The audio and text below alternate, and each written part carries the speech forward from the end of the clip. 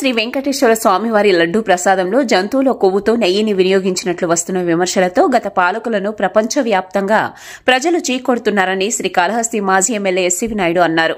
అలానే శ్రీకాళహస్తీశ్వర ఆలయంలోనూ లడ్డూ ప్రసాదాల కొరకు టన్నుల కొద్దీ నెయ్యి అవసరం అవుతుందని, అందుకు నందిని నెయ్యి వాడేవారని, గత పాలకులు నందిని నెయ్యి కాకుండా ఓ ప్రైవేట్ సంస్థకు చెందిన నెయ్యిని వాడుతున్నారని, ఆ నెయ్యిని పరీక్షించాలని అధికారులతో విచారణ చేయించాలని ప్రభుత్వాన్ని కోరారు. అదేవిధంగా అన్ని ఆలయాల్లో ప్రసాదాల తయారీలో వినియోగిస్తున్న కల్తీ నెయ్యి గుట్టురట్టు చేయడానికి పరీక్ష కేంద్రాలను జిల్లా స్థాయిలో ఏర్పాటు చేయాలని ఆయన ప్రభుత్వాన్ని కోరారు. మన కాళహస్తి ఈశ్వరుని గురించి మీకు చెప్తున్నాను. ప్రకృతికి శివాయ అంటే శుభకరం, మంగళకరం. మన గుళ్ళో కూడా చాలా చాలా ఘోరంగా, నీచంగా దుర్మార్గాలు జరుగుతున్నాయి.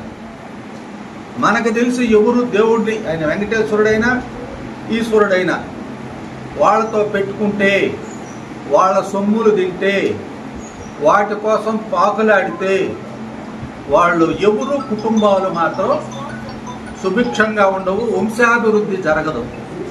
ఈరోజు నెయ్యి దగ్గర మన గుడిలో నెలకు 8 టన్నుల నెయ్యి అవసరం అంట.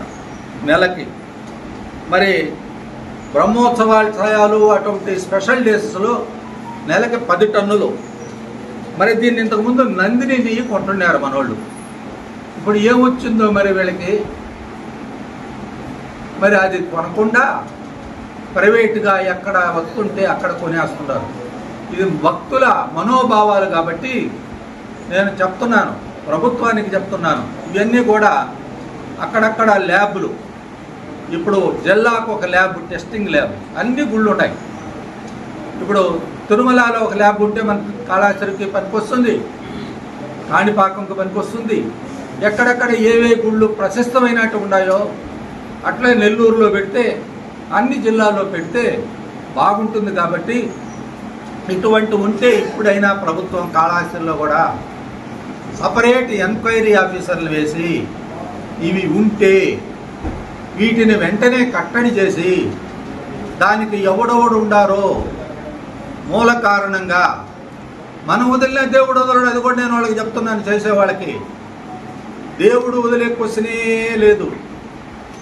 మేము వాళ్ళంటే ఎక్కువ టన్నులు, మరి తక్కువ టన్నులే కదా, మితంగా కలుపుకున్నామని వీళ్ళు అనుకుంటున్నారేమో. నీట్గా జమ అయిపోతారు, నీట్గా సర్వభ్రష్టత్వం, సర్వనాశనం అయిపోతారు. కాబట్టి మీరు ఇది అర్థం చేసుకోండి. ఏవైనా లోపాలు చిన్న ఉన్నా మన గుళ్ళో కూడా ఒక ఎంక్వైరీ ఆఫీసర్ని వేసి దానికి ఒక పద్ధతిగా, కట్టుదిట్టంగా, మనకొచ్చే శుభమంతా దేవాలయాల్లో నుంచే మనకు వస్తుంది.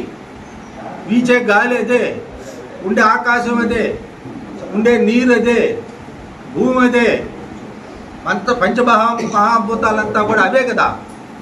పంచమహాభూతాలు ఉన్నది కాబట్టి దీనికి ప్రపంచం అని పేరు. ప్రపంచం అని ఎందుకు పేరు వచ్చింది?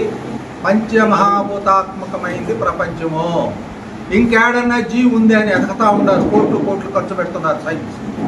కాబట్టి మిమ్మల్ని వదలదు. కాబట్టి మీరు ఇప్పటికైనా బుద్ధి తెచ్చుకోండి. ఎవరు చూడకుండా గుళ్ళో పోయి చంపలేసుకునేయండి. స్వామి, నేను రాజకీయ నాయకుడిని, నాకు ఎదవ పనులు చేసినాను, నన్ను నా కుటుంబాన్ని కాపాడు, లోకాన్ని సమస్తం బాగుండేటట్టు, సుభిక్షంగా ఉండేటట్టు చేయి తండ్రి, నా తప్పులు ఉంటాయనేసి నువ్వు ఎవరన్నా చూస్తే, నీకు సిగ్గుండేటుంటే ఎవరు చూడకుండా పోయి చంపలేసుకొని దేవుణ్ణి వేసుకో, బాగుపడతావు. కాబట్టి వెంటనే గవర్నమెంట్కి కాళహస్తి గుళ్ళ గురించి కూడా నేను రిక్వెస్ట్ చేసేది, ఒక ఎంక్వైరీ ఆఫీసర్ని వేసి నిజాలు నిగ్గు తెలిసి దాని మీద కూడా మా ఈశ్వరుడికి కూడా పెట్టే ప్రతి ప్రసాదం అవి దేవుడికి ఇష్టంగా, ప్రియంగా ఆయనకి సమర్పించేటట్టు చేసి, ఆయన కూడా ఇష్టపడేటట్టు చూసి ఆయన ఆశీస్సులు అందులో. ఎందుకంటే ప్రపంచంలో ఉండే రాహుకేతువులన్నీ తెచ్చి వదిలేస్తున్నారు. రాహుకేతువులు కాళహస్తిలో చేరినాయి. రాహుకేతు పూజ చేసుకుంటారు, వాళ్ళకి బట్టిన రాహు నీడిని వదులుతున్నారు, వాళ్ళకి బట్టిన కేతు నీడిని వదులుతున్నారు, శనేశ్వరుడు నీడిని వదులుతున్నారు, ఫుల్గా తిరుగుతున్నారు మన ఇళ్ళల్లో వీళ్ళు. కాబట్టి ఈ నుంచి మనల్ని రక్షించమని కోరుతా ఉన్నాను.